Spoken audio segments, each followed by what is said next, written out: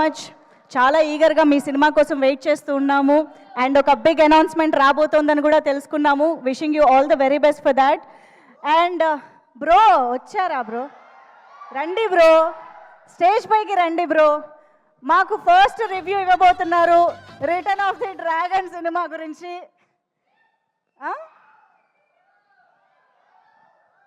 Bro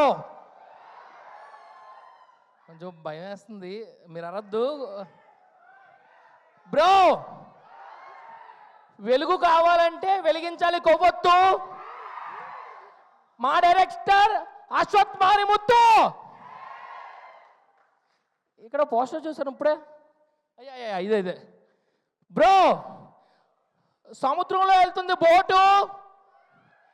అనుపమాని చూస్తే ప్రతి ఒక్క కుర్రోడికి పెరిగిపోతుంది హార్ట్ బీటు. అవునా కదా బ్రో? పెయింట్ వేయాలంటే ఉండాల్సింది బ్రష్. పెయింట్ వేయాలంటే ఉండాల్సింది బ్రష్. కయాడు లోహర్ ఇప్పుడు మనందరి కుర్రోళ్ళకి యాడ్ అయిన ఒక క్రష్. బ్రో ఆలోచించేవాడిని అంటారు థింకరు, మన ముందున్నారు హరీష్ శంకరు. బ్రో వాళ్ళు సినిమాలు తీస్తే కలెక్షన్స్ కొండవు, స్పీడ్ బ్రేకర్స్, వాళ్ళే Mythri movie makers. Bro bro really okay bro. పేదవాళ్ళకి ఇస్తారు రేషను. ప్రదీప్ రంగనాథన్ యూత్కి ఒక ఇన్స్పిరేషను. ఓకే మీరందరూ వజ్రాలు బ్రో. నేను ఈ ప్రిపేర్ అయిన ఏదో చెప్పా, ఇప్పుడు నార్మల్గా మాట్లాడతా, భయపించొద్దు ప్లీజ్. ఓకే సో కృష్ణానగర్ నుంచి ఫిల్మ్ నగర్ రావాలంటే 3 కిలోమీటర్లు 30 నిమిషాలు, జోబులు 20 రూపాయలు ఉంటే సరిపోద్ది. కానీ అదే కృష్ణానగర్ నుంచి యాక్టర్గా ఫిల్మ్ నగర్ రావాలంటే చాలా కష్టపడాలి. ఆ కష్టం మర్చిపోవాలంటే ఏదో ఒక ఇన్స్పిరేషన్ ఉండాలి. ఆ ఇన్స్పిరేషన్లు రజనీకాంత్ గారు కానీ, చిరంజీవి గారు కానీ, రవితేజ గారు కానీ చాలామంది హీరోలు ఉన్నారు.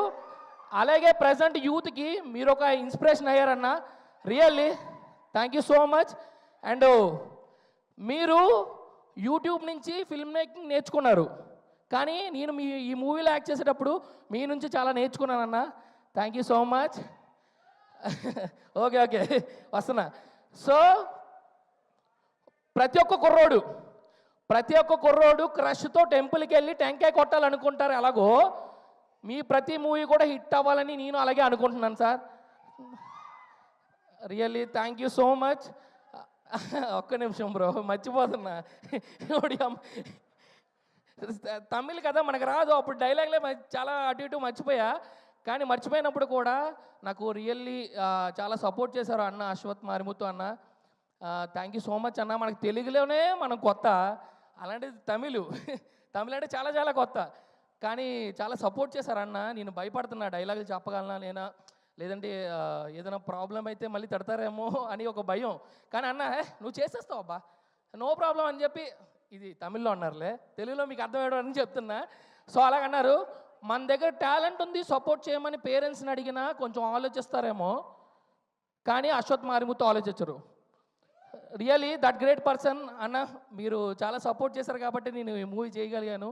And thank you so much. Finally నేను ఏవో మర్చిపోయి ఏదేదో మాట్లాడుతున్నాను. ఇక్కడికి వచ్చిన పెద్దవాళ్ళందరికీ thank you so much. And love ఫెయిల్యూర్తో ఎక్కడెక్కడో బాధపడుతున్న వాళ్ళందరినీ గుండెల్లో నిప్పు రాజేసిన మన సాయి రాజేష్ గారు కూడా ఇక్కడే ఉన్నారు. బ్రో ప్రతి ఒక్కరికి ఆకలి తెరాలంటే ఉండాలి బన్ను. నా ముందు ఉన్నారు బ్రో ఎస్కేఎన్.